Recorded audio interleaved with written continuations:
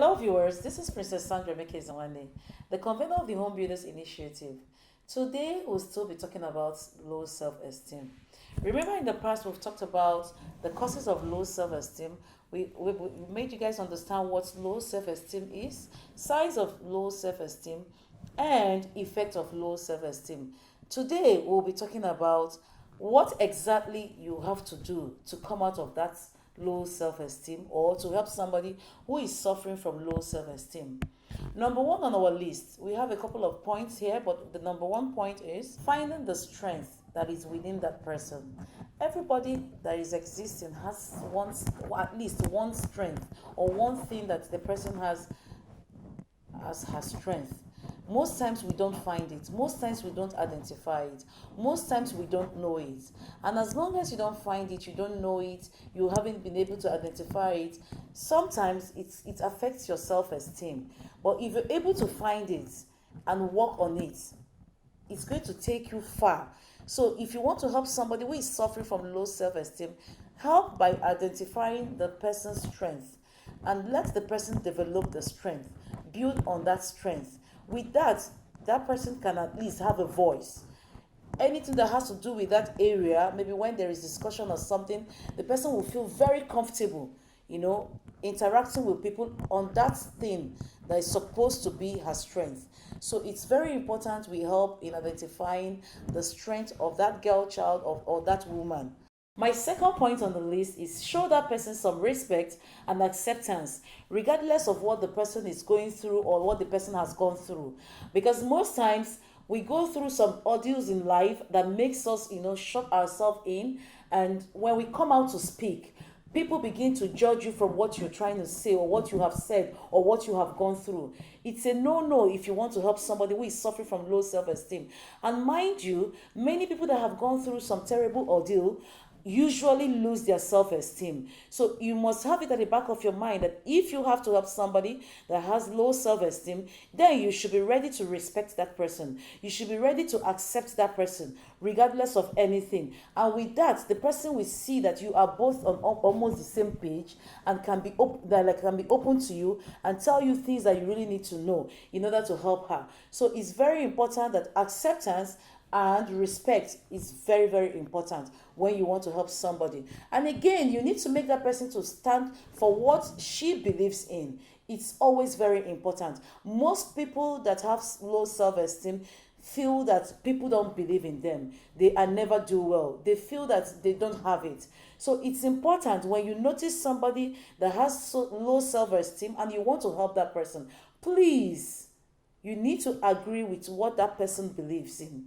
what that person wants, what that person wants to stand up for. Encourage that person. You never can tell how far that will go. So it's important that we know this. You need to make the person understand that she has a voice. She has the right to speak. She has the right to say exactly how she feels. So that from there you can be able to guide the person towards the right direction of having good self-esteem. Our third point on our list is that you must not be judgmental. You must be very supportive.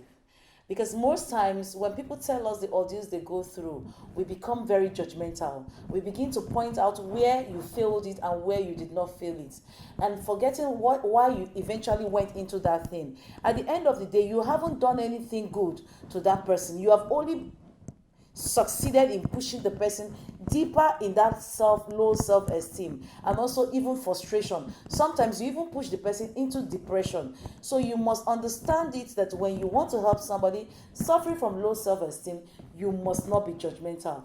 Make everything look like, oh, it's a pity, like really you went through this, but you can come out strong. Always give that person hope that there is light at the end of the tunnel. The person will now be able to see it from the angle that you're coming from. You must be very supportive. Sometimes kind words help. Sometimes even taking the person out, let the person see things, how things happen.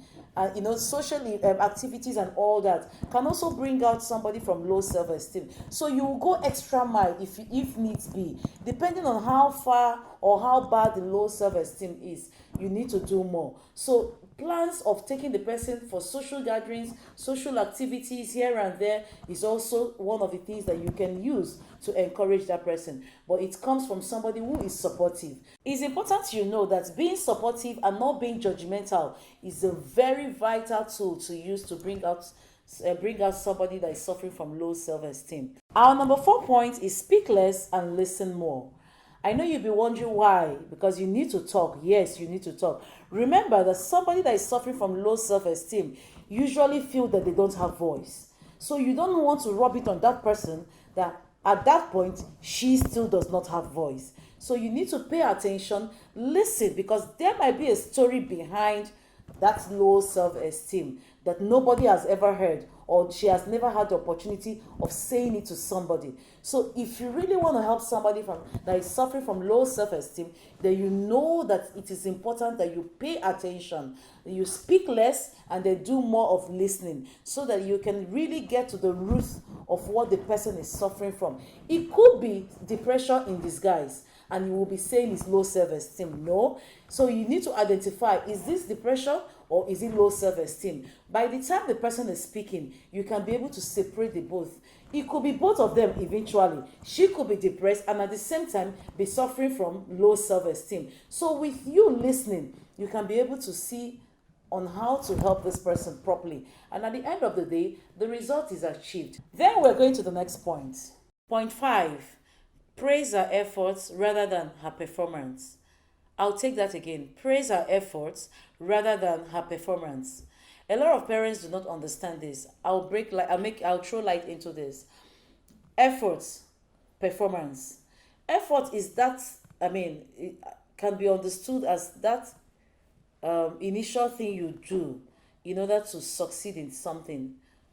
The ability to, get yourself to do something, agreeing to do something. It could be decisional, it could be something you use your hands to do, it could be anything. But for the fact that you are ready to do something, you can, tag that as effort. Performance is the end result of whatever you did. Now, most parents divert their attention from the effort of that child to the performance of that child. I'll give you a clear instance. A child that is preparing for examination wakes up in the night, reads his book, that's his effort. He's making an effort then. He goes to school, he listens to the teacher, he's making an effort. He comes home, he does his assignment, he's making an effort. Then by the end of the term, he's supposed to have a result that he comes home with. You as a parent, you've seen this child go through all these things, making all these efforts, and lo and behold, the child comes home with a result, probably not the first, second, or third position. Instead of acknowledging that you have tried, but there is room for improvement, you begin to scold the child, you begin to down talk this child, you begin to make the child feel like, oh, all you have done, look at what you could get. What about the person that got the first position? Yes, there is somebody that got first position, the person also made effort, and your child also made effort. Please acknowledge that effort first, praise that effort, then you can now push in that word like, oh, there is room for improvement. Now you find out that a child that you speak to in such a manner will improve the next term. But a child that you will down talk this term will go back the next term. Not because he or she wants to do that, but because you haven't given the child the push the child needs. So it's very important. If you want to bring out somebody that is suffering from low self-esteem, you need to understand the fact that this person has made effort at some point, maybe not equating to the performance or to the result or to the success rate, but there was an effort. Acknowledge that effort, praise that effort, and trust me, this child will do better tomorrow. And this child will no longer find herself as somebody who is suffering from low self-esteem. Rather, she will build her strength. Rather, she will come out strong. Rather, she will find her self-esteem and then walk with her shoulders high, because she knows that there is somebody by the side that is pushing her. There is somebody that is by the side that is encouraging her. So parents, please, I'm talking to you particularly. We need to change that mentality. Let us not focus on performance. Let us not focus on the results. Pay more attention on the effort of that child that effort that that child has made. You need to pay attention to it. On that, you can be able to encourage the child to do more. I think it's a wrap. We're bringing it to an end. I'm sure you'll be able to like deliberate on the points we've said so far. It's really going to help you if you are suffering from low self-esteem.